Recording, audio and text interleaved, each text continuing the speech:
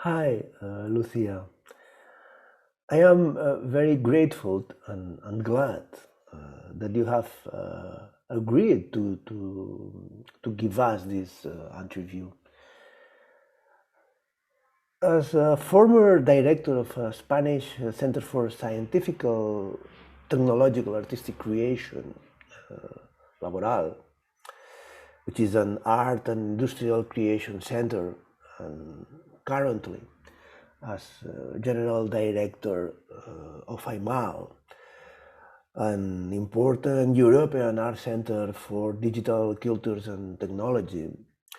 I believe that you are in a privileged position to respond to concerns that our readers have about some aspects of the relationship between art and science.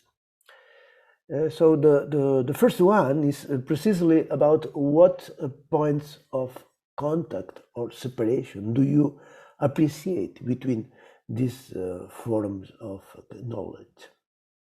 Well, first of all, thank you, Jose Manuel, for inviting me for this interview. It is my pleasure and honor to have this conversation with you, and I really hope that I can bring in some interesting points on this equation of art, science, technology, and society. In fact, I will do my best. And from my experience, science and technology are supposed to be or are known to be more objective, more analytical, and reproducible, while art has always been portrayed as being subjective. And art has always been also associated to emotions and has always responded to or look into all the questions and approaches with the question why, while science has has posed the question how. If we put all these elements together, and by that I mean not putting them together like we try now with some projects in which we bring in an artist in a scientist studio or vice versa. But if we do integrate these different disciplines, I think that we can come up with very interesting approaches to face the challenges that we have nowadays. But the key question would be that we do this in a very integrated manner. Because if we think that art can give science and technology, can provide maybe a better or easier or more aesthetical way to understand it, this knowledge that we can provide with it is going to be incomplete. And if we try to understand science through art, like I said, I think we will give certain access to the knowledge, but it will be not complete. There's always going to be a gap if we don't integrate these disciplines better. I always go back to the figure of Leonardo da Vinci, no? And the way he explored through art, scientific components or elements was really, really integrated. He was the first art, science, technology practitioner, so to say. It's true that art can in this equation can play a very important role in the democratization of knowledge. Also could play a very, very important role in the humanization of knowledge. But also to me, the goal would be, in my opinion, would be that this equation also serves us to inspire open-mindedness, to generate curiosity, to generate creativity, imagination, and critical thinking. And that is the only way in which we could actually say that these connections will be efficient for the future of our society. really. Now I am part of the evaluation commission of STARTS, which is the Science, Technology and the Arts program that has been put together a few years ago by the European Commission. And I find that we're trying to create this context through the intervention of many different profiles of institutions and organizations coming from the academics and coming from culture and coming from even from the technological companies. And I don't know, it's still a mystery to me if we are able to really make these connections happen, but I think it's a good idea. Could you tell us, please, about your field of research and your project in this field? What are you doing now?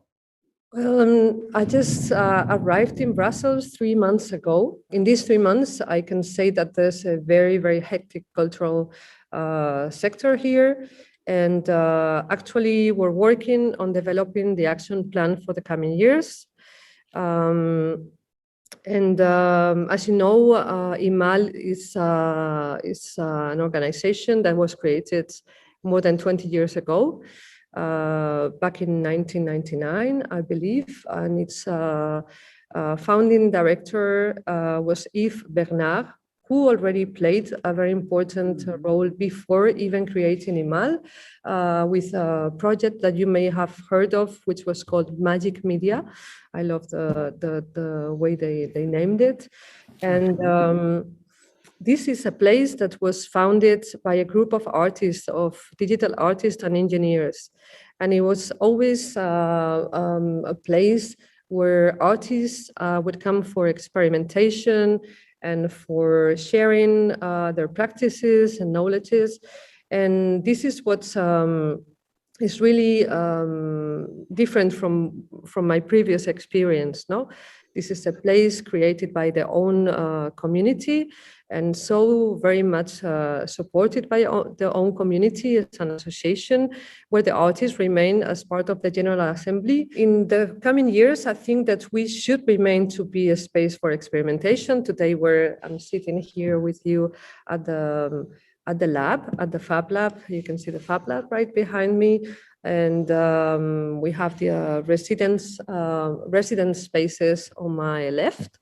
And this is a very important part of the plan for the coming years. We intend to increase the number of production, research and production residencies, so we can provide the community, the local community, the Belgian community, with a space to work.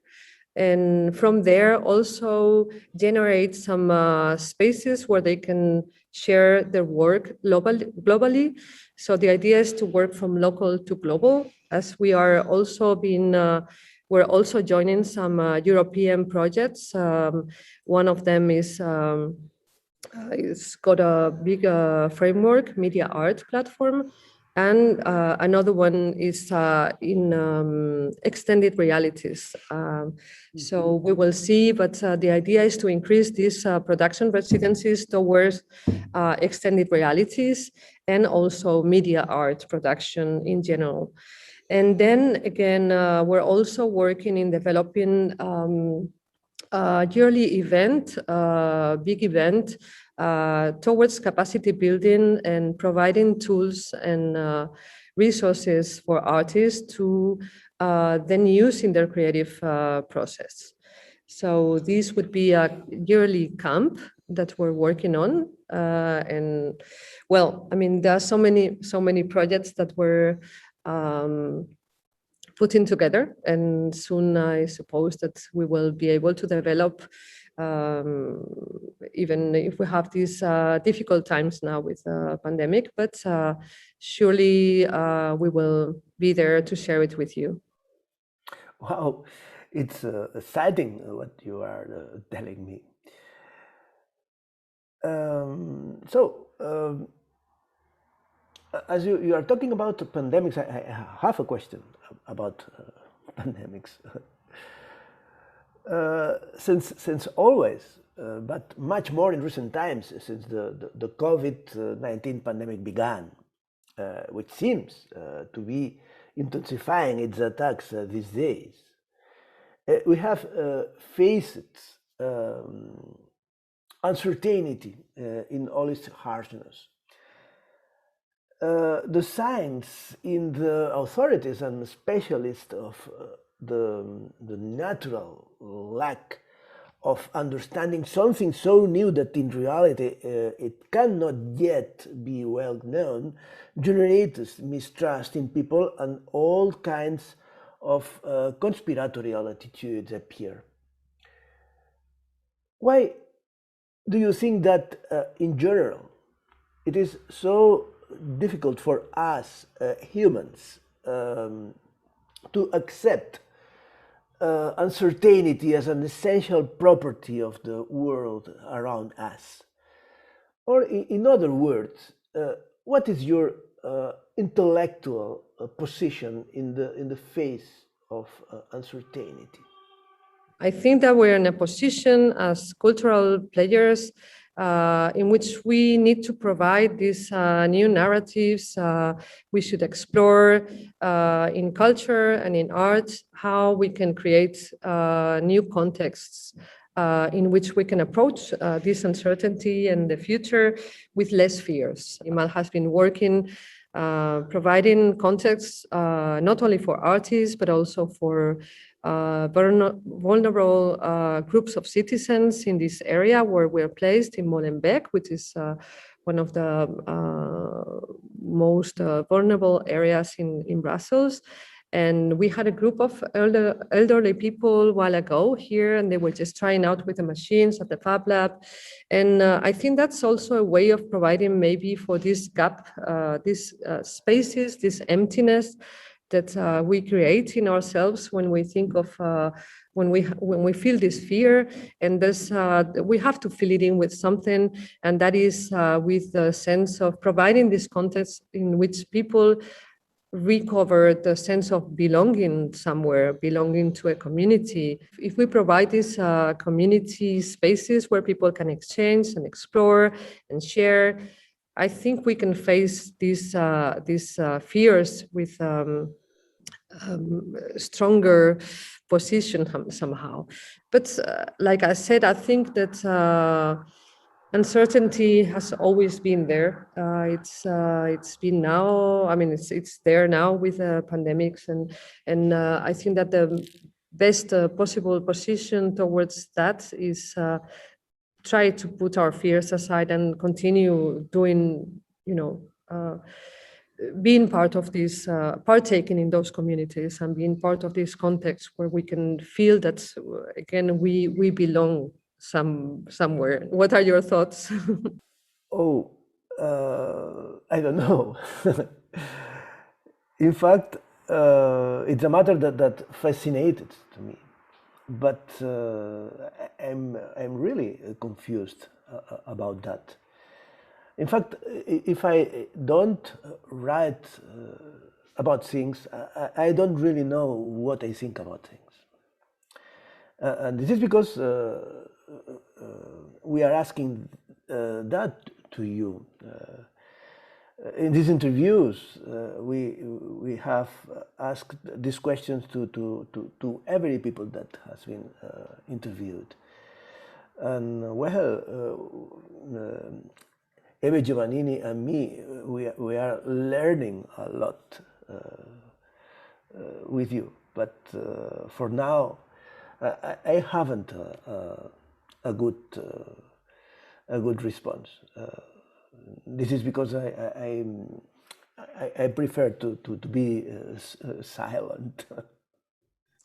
Well, it's there, but we shouldn't. I think fear is the worst possible way of approaching whatever challenge we have in front of us now with, like, for example, with this health crisis. Avui us presentem Lucia Garcia, llicenciada en Dret per la Universitat Complutense de Madrid, amb estudis de postgrau en afers europeus i gestió d'institucions culturals. Lucía Garcia va iniciar la seva carrera professional com a corredora i com a analista de riscos a París i Londres. I quan va tornar a Madrid va treballar com a coordinadora de la Setmana Internacional de la Moda i més endavant va ocupar el càrrec durant 6 anys i mig de directora comercial d'Arco, la Fira Internacional d'Art Contemporani de Madrid. En 2006, un any abans de la seva inauguració oficial, va arribar a Laboral Centro de Arte y Creación Industrial de Gijón per col·laborar estretament amb la directora fundadora per posar en marxa el projecte com a coordinadora general i responsable de programes públics i més endavant va continuar com a directora gerent, secretària general de la institució. I és un càrrec que ha ocupat fins enguany durant una quinzena d'anys. Fa uns mesos, després de guanyar un concurs públic de mèrits, va ser escollida i nomenada directora general de l'IMAL, que és Interactive Media Art Laboratory a Brussel·les.